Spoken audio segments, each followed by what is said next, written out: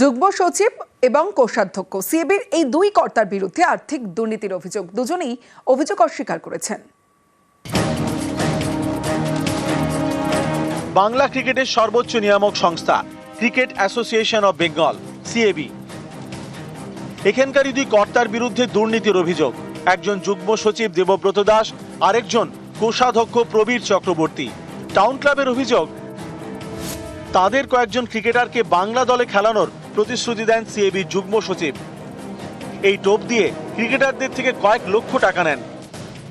কয়েকজনকে টাউন ক্লাবে নিয়মিত খেলানোর প্রতিশ্রুতি দিয়েও টাকা নিয়েছেন।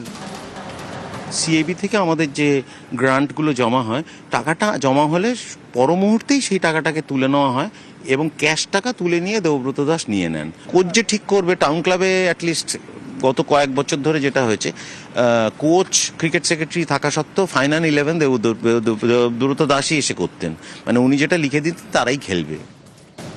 একটি বেসরকারি স্পোর্টস ম্যানেজমেন্ট সংস্থার অভিযোগ, তাদের একাডেমিকে সিএবি টুর্নামেন্টে খেলার জন্য চুক্তি করিয়ে দেওয়ার প্রতিশ্রুতি দেন সিএবি যুগ্ম সচিব দেবব্রত দাস। এই প্রতিশ্রুতি দিয়ে 4 লক্ষ টাকা নেন। কোনো এক্সিস্টিং ক্লাব বিক্রির জন্য মানে দেবুদা আমাদের অ্যাপ্রোচ করেছিল। একটা ক্লাব না, অনেকগুলো ক্লাব তার মধ্যে যেটা অ্যাভেলেবেল। তো তার জন্য তাকে আমরা সে আমাদের থেকে একটা টাকাও না as an advance to give that club. তো এটা নিয়ে অনেক দিন, মানে প্রায় 2-2.5 বছর হয়ে গেল, কোনো তার রেসপন্স নেই। আমি উচিত জায়গায় উচিত সময় প্রমাণ করে দেবো। সর্বৈভৌ মিথ্যা মিথ্যা। তাহলে কি মোহাম্মদ শামিকে টাকা নিয়ে খেলেছি? তাহলে কি মুকেশ কুমারকে টাকা নিয়ে খেলেছি? ওদেরই জিজ্ঞেস করুন না। সিএবির কোষাধ্যক্ষ প্রবীর চক্রবর্তী, তার বিরুদ্ধে অভিযোগ,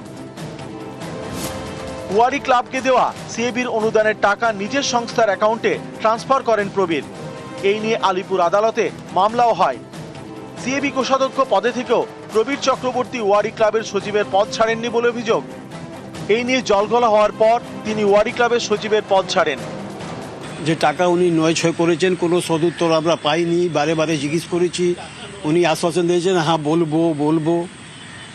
তারপরে যদি কিছু আমরা উত্তর না পাই তাহলে আমরা বাধ্য হয়ে আমাদেরকে যেতে হয়েছে। আমরা থানায় কমপ্লেন করেছি। অভিযোগটাকে অভিযোগ বললেই আমার কাছে কেন অবাক লাগছে, আর কিছু। ইলেকশন আসছে সিএবির, কোথাও গিয়ে কি ওই মানে হতেও পারে।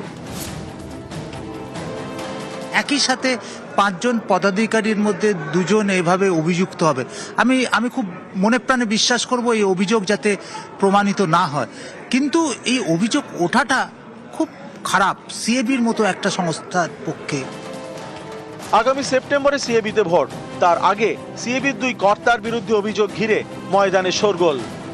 যুগ্ম সচিব দেবব্রত দাস এবং কোষাধ্যক্ষ প্রবীর চক্রবর্তীর বিরুদ্ধে আর্থিক তছরূপের অভিযোগ করে তাদের বিরুদ্ধে সিএবিতে চিঠি জমা করেছে তাদের দুই ক্লাব, টাউন এবং ওয়ারি ক্লাব। তাদের পক্ষ থেকে ইতিমধ্যেই একাধিক অভিযোগ নিয়ে সিএবিতে জমা দেওয়া হয়েছে। পুরো বিষয়টি এই মুহূর্তে সিএবির অম্বুডসম্যানের কোর্টে রয়েছে, তারা তদন্ত করে দেখছেন।